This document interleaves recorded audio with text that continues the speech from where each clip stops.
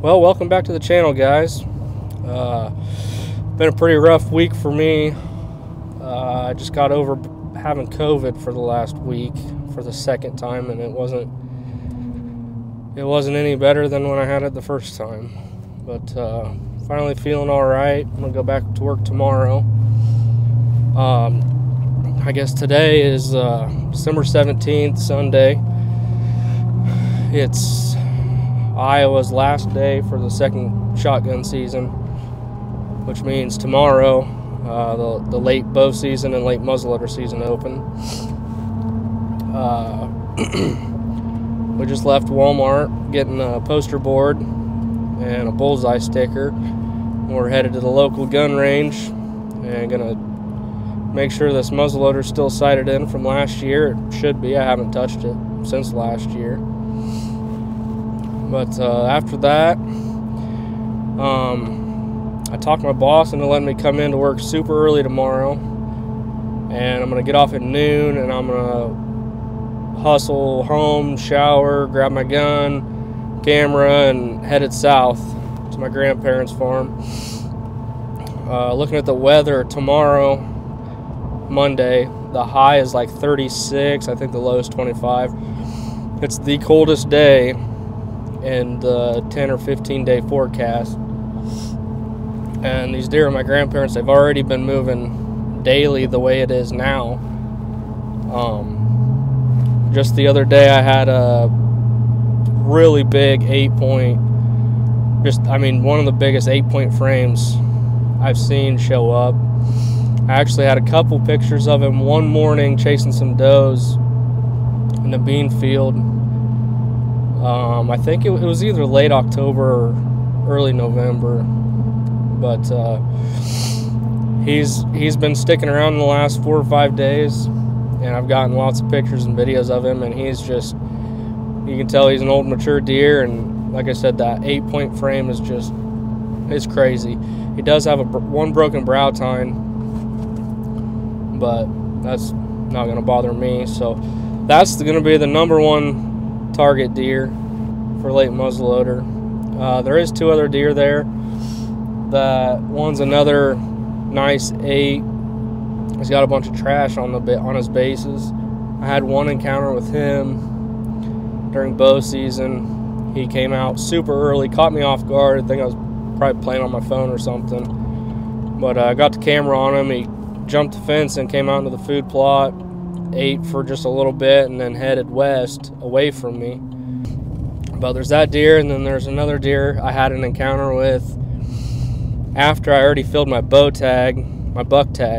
I was out trying to kill a doe with the recurve, and I had an encounter with this other, I think he's a 10, but he's also got a broken brow, and I don't know if he's got a G4 that's broken or it's just not there. It's kind of hard to tell, but he's a nice mature deer. I'd probably I'll shoot probably any 3 of these deer. Like I said, we're almost to the gun range now, so hopefully shoot this gun 2 or 3 times, and hopefully it'll still be dead nuts on, and it'll be a long wait till tomorrow afternoon when I can hurry down south and hopefully catch up with this big 8-pointer. So stay tuned. Alright, well, the day has finally came. It is December 18th. Late muzzleloader and late bow season open back up here in Iowa. And it's been a long 3 weeks of not hunting for me. So, had to work this morning. It's about 12:45 right now. Got off work at noon. Ran home, grabbed a quick bite to eat, jumped in the shower, I had all my hunting stuff ready to go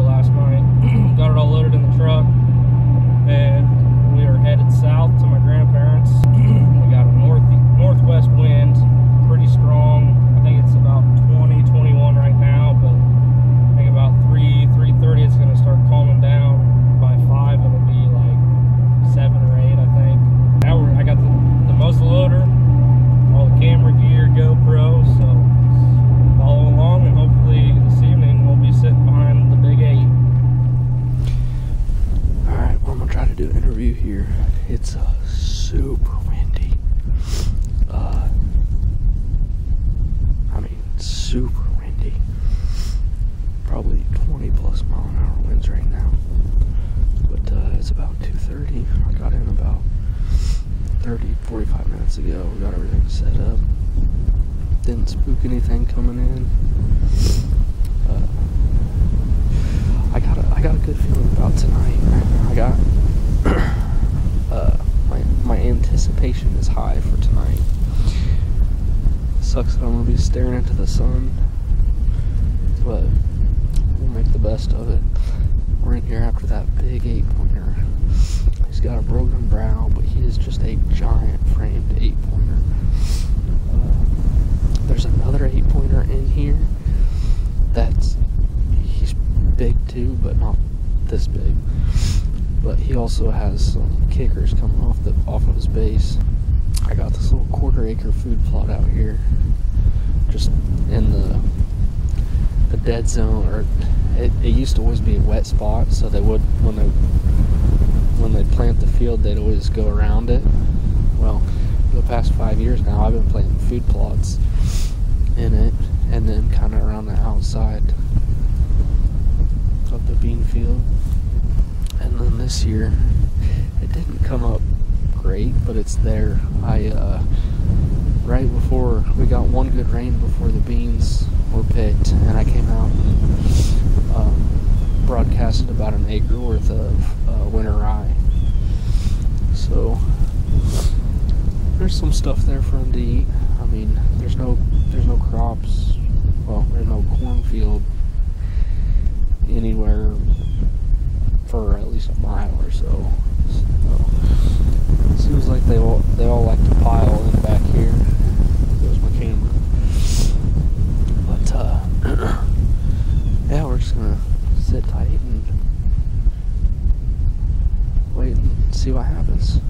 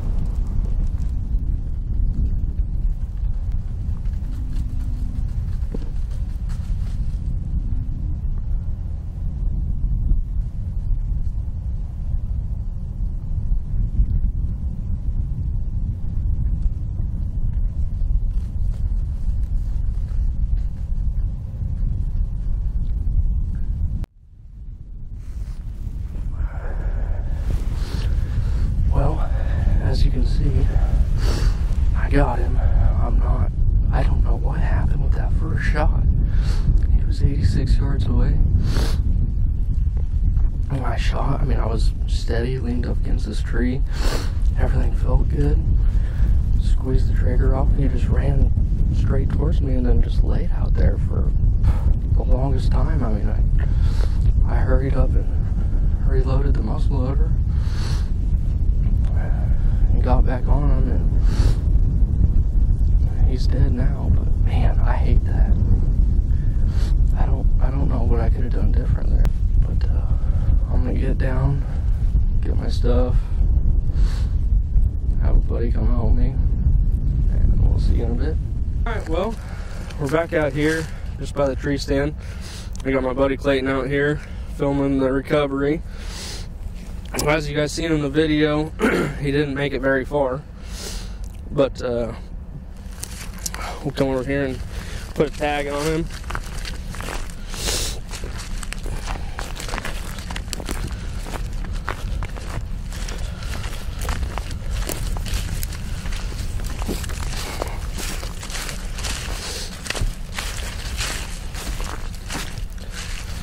That's where he laid that the first time.